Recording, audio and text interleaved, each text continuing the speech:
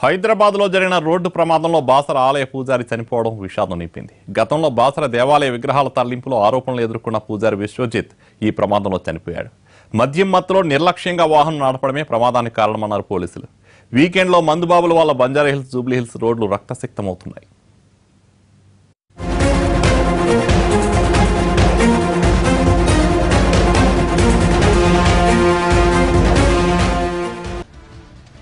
Film నగర్లోని road number 78 Ramanaidu స్టూడియోకు వెళ్లే దారి.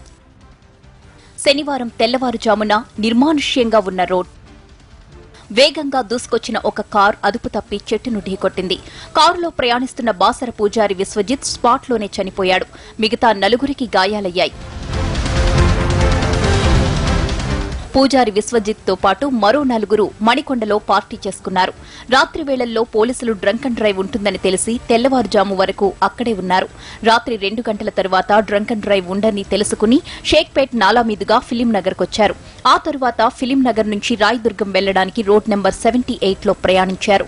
ప్రమాదకరమైన మలుపులు ఉన్న రోడ్ అది. మద్యం మత్తులో నిర్లక్ష్యంగా 120 కిలోమీటర్ల వేగంతో డ్రైవ్ చేయడంతో మలుపు దగ్గర కారు అదుపు తప్పి పల్టీలు కొట్టింది. ఫుట్పాత్ మీద నుంచి దూసుకెళ్లి ఒక చెట్టును ఢీకొట్టింది. పూజారి విశ్వజిత్ అక్కడికక్కడే ప్రాణాలొదిలాడు. ఒకరి పరిస్థితి విషమంగా ఉంది. ముగ్గురికి గాయాలయ్యాయి.